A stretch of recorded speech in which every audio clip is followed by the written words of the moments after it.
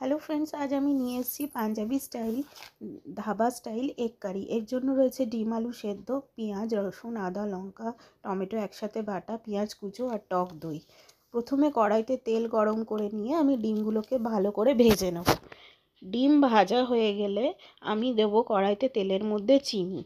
চিনিটা যখন হালকা লাল হয়ে আসবে তখন আমি এর মধ্যে দিয়ে দেবো কুচানো পেঁয়াজগুলো ভালো করে নাড়াচাড়া করে ভাজতে হবে। যখন পেঁয়াজগুলো গোল্ডেন ব্রাউন কালার হয়ে যাবে তখন আমি এর মধ্যে সেদ্ধ আলুগুলো দিয়ে দেবো।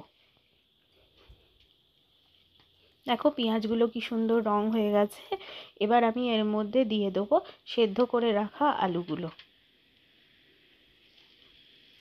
আলুগুলো দিয়ে আবারও যখন পেঁয়াজগুলোকে ভালো করে নাড়াচাড়া করে নিয়ে আমি দেবো বাটা মশলার মধ্যে আমি নুন, হলুদ, ধনে গুঁড়ো, জিরে গুঁড়ো এবং গোলমরিচ দিয়ে রেখেছি। এই মশলাটা দিয়ে আমাকে ভালো করে কষাতে হবে। মশলা থেকে যখন তেল ছেড়ে দেবে তখন আমি তাতে টক দই দিয়ে দেবো।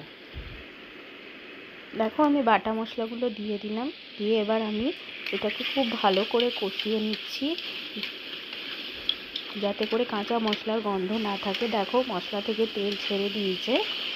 এবার আমি এর মধ্যে দিয়ে দেবো টক দই।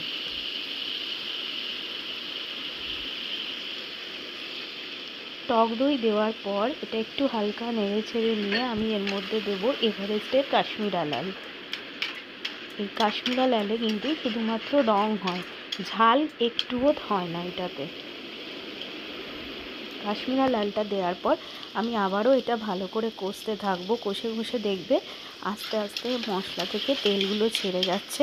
তখন আমি এর মধ্যে দিয়ে দেবো সেদ্ধ করে ভেজে রাখা ডিমগুলো দিয়ে আমি আবারও মশলাটাকে ভালো করে কষবো। যখন ডিমের গায়ে মশলাগুলো একদম গায়ে মাখা হয়ে যাবে, ডিম আলু গায়ে, তখন আমি দিয়ে দেবো এর মধ্যে গরম জল। দেখো ডিমের গায়ে কি সুন্দর মশলাগুলো সমস্ত রেখে গেছে আর একটা সুন্দর ফ্লেভারও আসছে। এবার আমি দিয়ে দিলাম গরম জল দেওয়ার পর এটা আমি দিয়ে দেবো ধনে পাতা এবং গরম মশলা। এরপর ফুটে ঘন হয়ে গেলে গ্রেভিটা আমরা একটা পাত্রে আজার করে নেব। এই হলো আজকের পাঞ্জাবি স্টাইল এগ কারি। তোমাদের যদি ভালো লাগে প্লিজ আমার চ্যানেলকে সাবস্ক্রাইব